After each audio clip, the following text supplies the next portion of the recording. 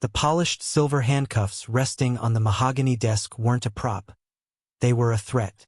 They were the HOA's final, desperate attempt to end the argument over a few inches of sidewalk and a property line they had deliberately misdrawn. I sat there, watching the board president's face twist with self-importance as he called the police, convinced he had finally won. He had forgotten one critical detail. I was already there, holding a document that didn't just challenge their petty rule, it would dissolve the very power they thought they had. He wanted me jailed for trespassing on my own land. But what happens when the target of their petty tyranny is the one who holds the power to shut down their entire operation? The home at the end of Ashwood Lane was a portrait of quiet, unbothered intention.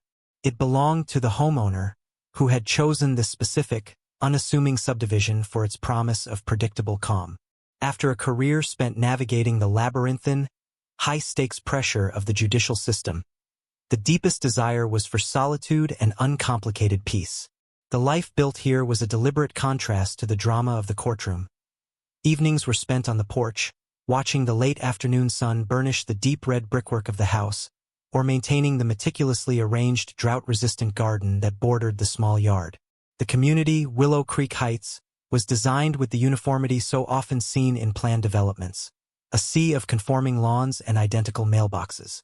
This conformity was the price of entry, a silent contract the homeowner had willingly signed.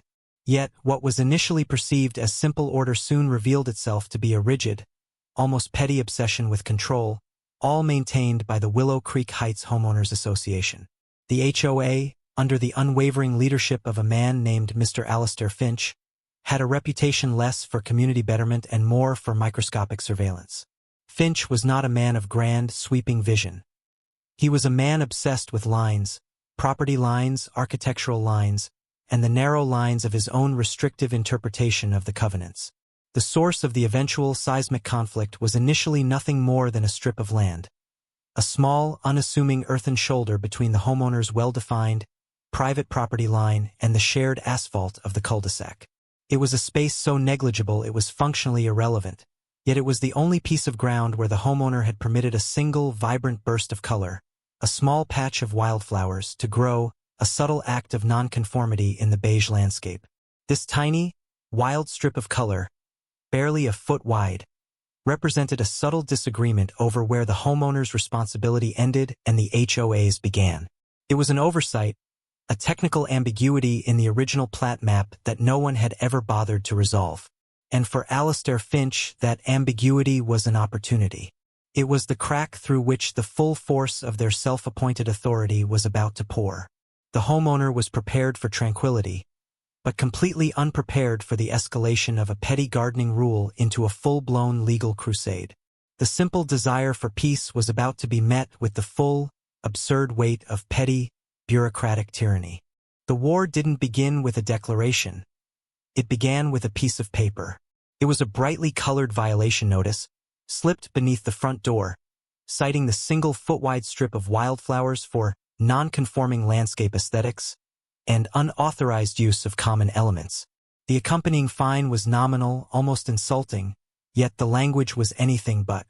It spoke of immediate compliance and hinted at legal action for continued defiance. This was not about gardening. It was about control. The homeowner, accustomed to the gravitas of legal battle, initially responded with logic and precision. A simple, polite letter was drafted, attaching copies of the original plat map and the property deed. These documents, clear as day, showed the disputed strip of earth to be firmly within the private property boundaries, not a common element. The law, the bedrock of the homeowner's entire professional life, seemed undeniably on their side. They mailed the response, expecting a swift, embarrassed retraction from the HOA. Instead, the response was an escalation. A week later, a second notice arrived, this time certified. It doubled the fine, ignored the submitted documentation, and contained a chilling new demand. The homeowner must submit to an independent land survey commissioned and paid for by the HOA itself. The implication was clear. The HOA was determined to redraw the map to suit its own agenda.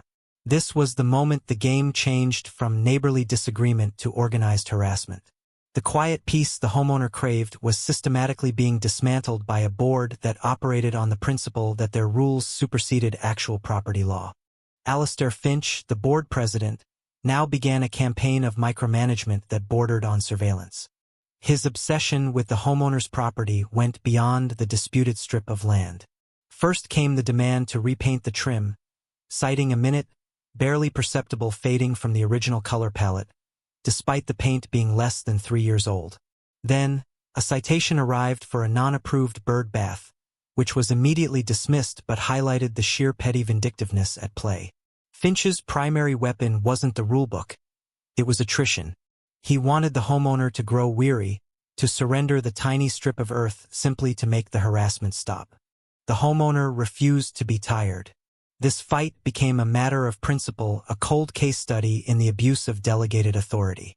Every violation notice was meticulously scanned, filed, and annotated with references to relevant state statutes governing HOA power. The deeper the homeowner dug into the HOA's actual bylaws, the more alarming the findings became. The Willow Creek Heights HOA wasn't just arbitrary. It was functionally flawed. It operated on outdated rules, held unpublicized meetings, and, most critically, had a process for amending its covenants, conditions, and restrictions, CC and RS, that was legally non-compliant with state regulations. Every action they had taken, every fine they had levied, rested on a foundation of legal quicksand. The tension culminated on a Tuesday afternoon when the HOA's independent surveyor arrived. This was a man clearly paid to find a specific result. The homeowner stood silently, watching as the contractor, under the watchful, smug eye of Finch, hammered a new, brightly colored stake 6 inches into the homeowner's lawn, firmly placing the original wildflower patch and a small section of the manicured private yard on the common property side of the line. The new line was a fabrication, a deliberate legal move designed to give Finch the right to physically enter the property. The next day, a team of landscapers arrived, hired by the HOA. They did not touch the wildflowers. Instead, they began ripping up the surrounding, private grass inside the new, manufactured boundary line, declaring they were restoring the common element to its original state.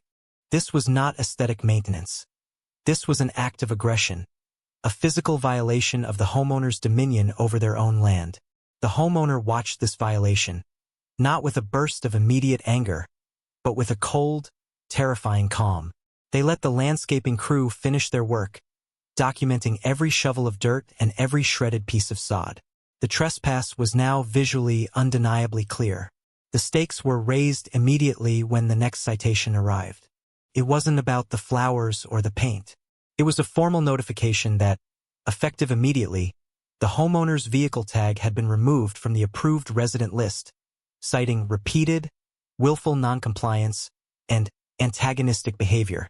This meant the homeowner was now officially deemed a non-resident by the HOA, stripped of common privileges and, most dangerously, subject to towing from their own driveway. The homeowner drove to the next scheduled HOA board meeting, a private affair held in a cramped, stuffy room in the community center, armed with a file that contained not just the petty details of the conflict, but the complete legal history of the HOA's deficiencies. They didn't go to argue. They went to deliver an ultimatum.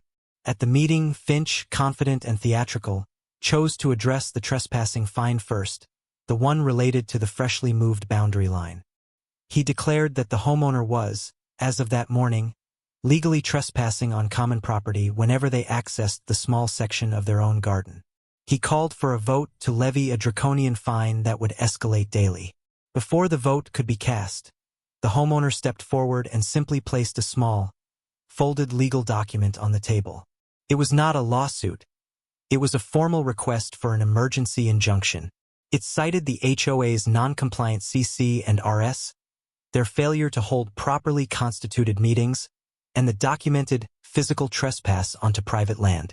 The homeowner didn't yell or argue. They merely stated, with the quiet authority that had defined their career, "Every action you have taken this past month is invalid. You have acted outside the bounds of your own governance and outside the law. Stop the harassment, or I will not only invalidate every fine, but I will petition the court to appoint a receiver and dissolve your board entirely." Finch's face was a study in shock, quickly replaced by furious, panicked bluster. He dismissed the injunction as a paper threat and scoffed, saying, "You think your little threats scare us?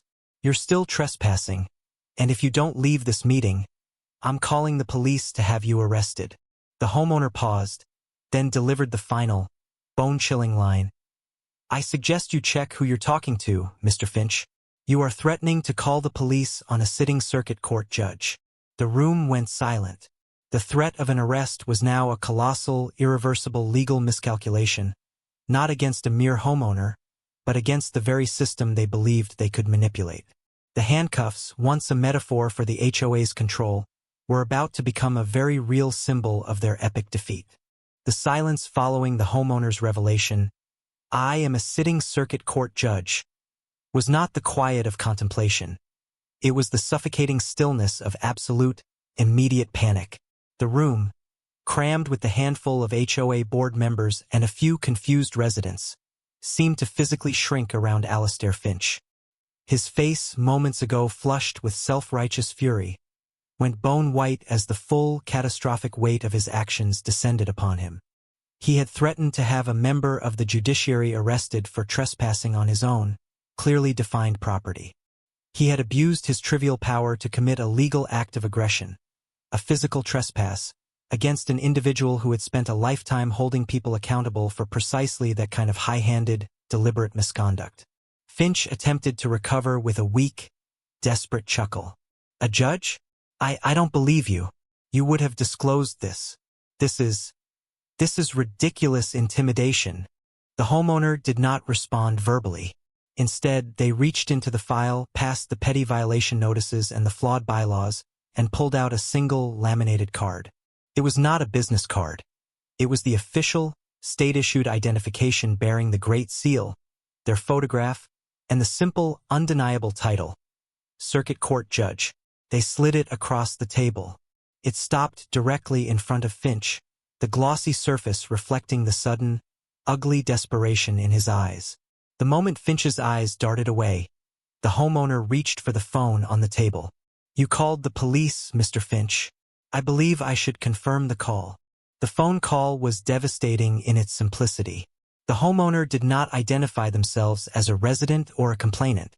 They identified themselves as the Chief Justice's office, their cover story for routine calls, and requested an update on the call placed by the Willow Creek Heights HOA regarding the trespass of a non-resident. The answer came back quickly from the dispatcher. The police had been advised of the sensitive nature of the call and had dispatched a supervisor, not a patrol car, to assess the situation before making contact. The subtle implication was a thunderclap in the tiny meeting room. The police department was already treating the HOA's call with suspicion and extreme caution. The reckoning on the easement. The homeowner then stood, pushing their chair back with an echoing scrape that commanded attention. "We are moving this meeting," Finch sputtered. "You can't do that. This is an official HOA meeting." It ceased being an official meeting the moment you committed an actionable tort against a private citizen and attempted to misuse law enforcement for a civil dispute. The judge stated, their voice now carrying the measured, glacial authority usually reserved for sentencing. "The official record needs to be clear. We will resolve the actual trespass." The judge led the terrified board members, including a now shaking Finch, out onto Ashwood Lane, directly to the site of the conflict, the small, ripped-up patch of earth where the HOA's hired landscapers had trespassed. The judge gestured at the freshly hammered stake marking the fabricated boundary. "This stake," the judge began, pointing to the brightly colored marker, "was placed on my land by your agent, commissioned by you, as an act of deliberate, physical trespass. This was done to give you the perceived authority to levy fines and eventually attempt an arrest. That is not just a violation of the covenant. It is a criminal mischief and a tort of willful intrusion on private domain." The judge then reached into the same file and produced the original plat map again, the one the HOA had ignored. But this time, they had a second document, a notarized and court-stamped affidavit from the original surveyor of the entire Willow Creek Heights development. The document confirmed, beyond any shadow of a doubt, that the original property line was precisely where the homeowner had always claimed it was. The HOA's so-called independent survey was not just wrong. It was a fraudulent document. The final confrontation came not with shouted words, but with a single, decisive action. The judge pulled a small, sturdy-looking shovel from the back of their car, the shovel they had planned to use to plant more wildflowers. They walked deliberately to the fabricated stake, looked directly into the camera lens of one resident filming the entire event, and said, "This marker represents an illegal, fraudulent claim on my property." With a sudden, violent thrust, the judge plunged the shovel into the earth next to the stake, levered it sharply, and sent the brightly colored plastic flying into the street. The sound of the plastic marker clattering on the asphalt was the definitive, percussive sound of Finch's power dissolving. The irony of the injunction. Before anyone could react to this physical removal of the fraudulent boundary, the police supervisor, a tall, severe woman in uniform, pulled up to the scene. Finch immediately rushed to her, pointing a frantic, trembling finger at the homeowner. "Officer, that's him. That's the one. He's destroying common property. Arrest him. I insist." The supervisor took one look at the homeowner, then back at the frantic Finch. She slowly approached the judge and simply said, "Your Honor." The title hung in the air, a bell tolling the end of the HOA's tyranny. The officer, recognizing the judge, already knew the truth. She was not there to arrest the judge. She was there to ensure Finch's illegal call did not escalate into a true abuse of police time. The judge handed the officer the court-stamped affidavit and the emergency injunction request. "Officer, I need you to document the destruction of this fraudulent marker, and I need to officially serve Mr. Finch, as the board president, with this emergency cease and desist injunction." The officer, recognizing the protocol, performed her duty with cold professionalism. She documented the scene, and then she handed the official, terrifying legal packet to Alastair Finch. The injunction did more than stop the fines. It ordered a complete, temporary suspension of all board authority, pending an emergency review of the HOA's governing documents and finances. It cited the documented trespass, the fraudulent survey, and the attempted misuse of law enforcement against a judicial officer as evidence of gross negligence and willful misconduct. Finch read the first few lines of the injunction, the color draining entirely from his face. He had called for handcuffs. He was served with a legal death sentence for his beloved petty kingdom. "You can't do this. This is a dictatorship. You're just a homeowner," Finch screamed, his voice cracking with the sheer terror of losing control. The judge looked him directly in the eye, the quiet authority of the courtroom now fully present in the afternoon sun. "No, Mr. Finch, I am not just a homeowner, and you have just discovered that the one thing a judge is never afraid of is a little court filing." The power had shifted irrevocably. The petty king was exposed, his kingdom of control was placed under legal siege, and the victim he tried to jail was the only one with the absolute legal authority to strip him of everything. Resolution and impact. The dissolution of a tyranny. The moment the police supervisor confirmed the homeowner's judicial title, the poisonous air of Alastair Finch's authority vanished. The formal service of the emergency injunction was the gavel stroke that ended his reign. Finch stood frozen, clutching the stack of legal papers that dictated the immediate suspension of his ability to govern. The board members, mere seconds ago the executors of his petty will, scattered like disturbed insects, recognizing that they were now legally liable for every action taken under invalid governance. The entire scene, captured by the camera phones of several stunned residents, became a silent testament to the rapid, brutal collapse of unchecked, microscopic power. The injunction, signed by a higher court judge, as the homeowner had to recuse themselves from direct adjudication to preserve impartiality, was devastatingly concise. It cited the HOA's failure to maintain legally required voting records, its non-compliant process for amending the CC and RS, and the demonstrable instance of fraudulent land surveying and attempted police misuse. The court was not interested in flowers or faded paint. It was interested in the systemic abuse of a governing structure. The bureaucratic funeral. The legal machine that the judge had quietly set in motion now began to grind with cold, impartial efficiency. A court-appointed receiver arrived at Willow Creek Heights 3 days later. This was the true, bureaucratic funeral for Finch's administration. The receiver's first act was to seize all HOA assets. Bank accounts were frozen, communication lines were cut, and, most satisfyingly, the HOA office, Finch's beloved, authoritarian clubhouse, was sealed with bright yellow legal tape. The audit that followed was merciless. Finch's entire history of governance was unspooled and examined under a legal microscope. The petty fines the judge had endured turned out to be the least of the HOA's crimes. The audit revealed systematic misappropriation of funds, lavish, unbudgeted board retreats disguised as necessary governance seminars, padded contracts awarded to Finch's personal friends for services that were never rendered, and a hidden slush fund used for legal defense that was, in reality, Finch's personal expense account for frivolous lawsuits against non-compliant residents. The amount of money was not staggering in the corporate sense, but for a small community, the deceit was an outrageous betrayal of trust. The long-term residents, those who had quietly paid the inflated dues and endured years of Finch's arbitrary demands, finally understood the true cost of their silence. The pettiness they suffered on the surface, the rules about holiday lights and mailbox heights, was merely the veneer covering a structure built on financial corruption and the psychological thrill of dominance. Alastair Finch, once the undisputed king of his small realm, was formally stripped of all authority and faced the prospect of personal civil liability for the misappropriated funds.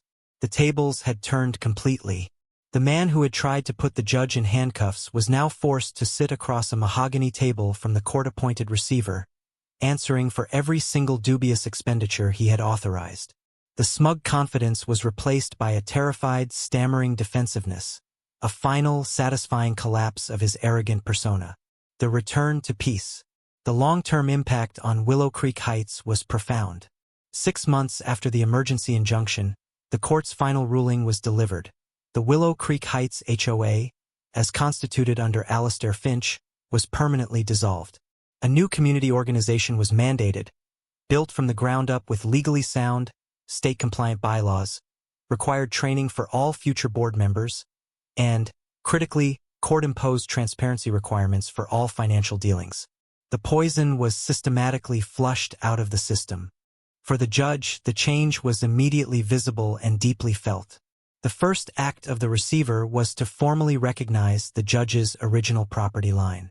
The fraudulent stake was gone forever.